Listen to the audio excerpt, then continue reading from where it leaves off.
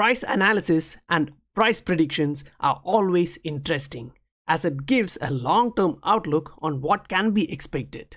But always remember, some of these analysts are really new to this market, and when they actually state these, our readability of the chart, or say the reading ability of fundamentals and technicals, can be reduced. So here, is he actually serious about this? I don't think so, because if he's someone who has seen the last cycle, he wouldn't actually state this, because we had 4-fold higher gains than Ethereum and LTC. Now, as this article states, can we actually reach $17, $20 in 2020? Or as this one is stating, are we just going to get around $17 till 2030? These are different perspectives, but in order to process that, we will go through some information like this, which will actually allow us to get into perspective and stay focused. So, we can actually get to proceed with this information and process it to get to a final price point.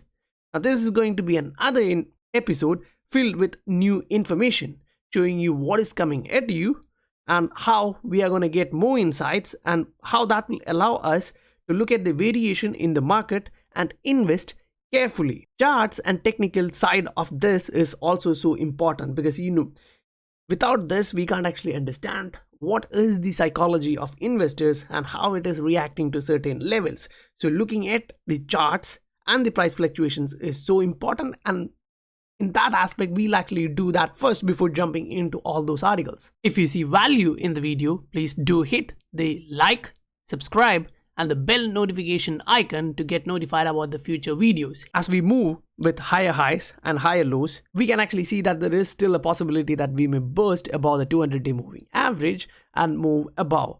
But what if we come below the 0.17, 0.18 area? That is going to be a change there. The trend is changing there, and it should be considered as a cautionary message. However, when we look at the daily chart of XRP, we can see how the price reacted to the 50-day moving average whenever it bursted up high or came back below as a bearish. The move was like, surprising and huge considering a daily candle.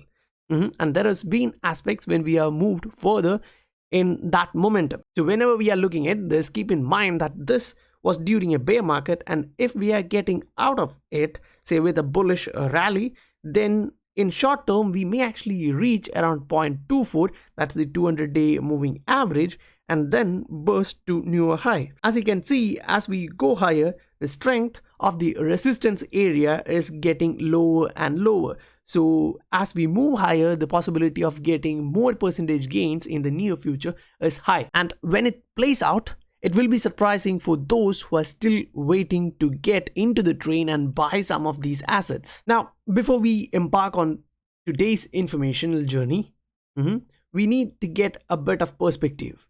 And for that, we'll actually listen to this, and it will widen your thinking ability based on XRP as a financial instrument. We'll actually listen to this first. For the world. So they just help lubricate the movement of other things of value, whether they be fiat or they be gaming assets or stock, anything, right? So they are supplemental, they don't replace.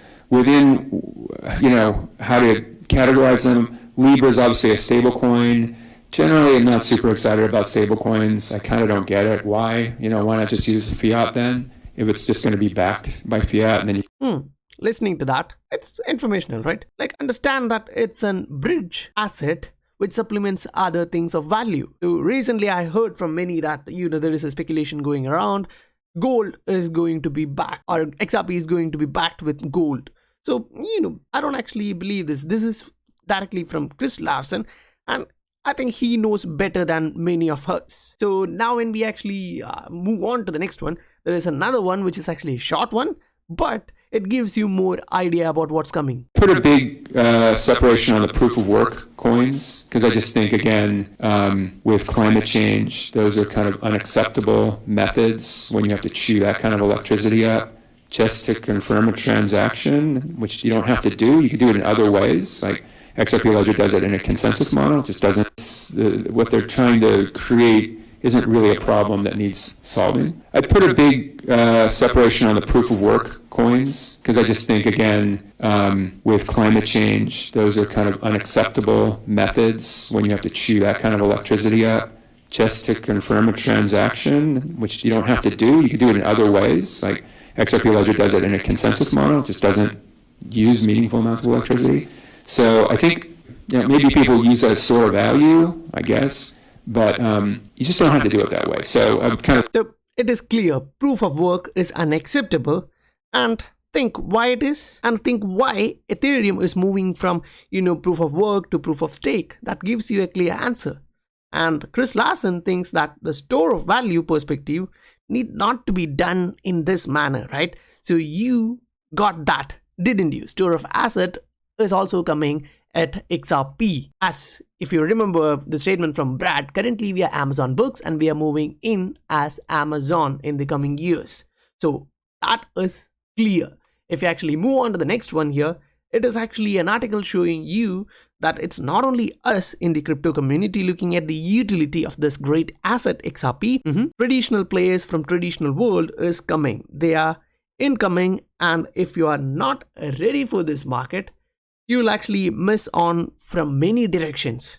As they are coming from all the directions, if you don't gain the information right now from all the direction, you'll miss out on what's coming. Accenture is selected to work on central bank digital currency in a developed nation like Sweden. So we all know who is the partner of Accenture when they will be working on something like this. Will this be a journey, which should never be forgotten, because this is for the central banks. They are looking at e-krona and the digital currency in a pilot program. Now recently we just saw in the last video that South Korea is piloting the similar program. Now when we move on to this article, we can actually see that they are looking at 12 months time frame, and I'm sure central banks with similar ability will be looking forward to do the same, because they won't be actually trying to lag out from this. Now there's another article showing you that players inside the huge 450 trillion payments industry, and in that one they are actually mentioning Ripple. That is actually cool. And when we actually go through this entire article, you get a lot of more insights like who are the players and what are the opportunities there. And at the same time, they also highlights these are the opportunities. Say we have ours here, and the startup named here, the Upstart. So at the same time, they are also mentioning the companies who are actually seizing these opportunities. And we are actually here with Swift. So that may be a bit confusing, but have to understand Swift is also moving from its ancient system to a newer one to try and compete and stay relevant in this market. With all these information, we move on to the price predictions area, as it is the most overlooked area by new investors. Now, this article is actually showing different price points within 2020. So when we actually look at this from the beginning, they are actually firstly looking at $8 to $10. So this is in 2020, right? So it's just happening in short term, say 8 months. So on the one side, one of them is actually looking at $8 to $10 here, and the other one is actually looking at $20 by 2020.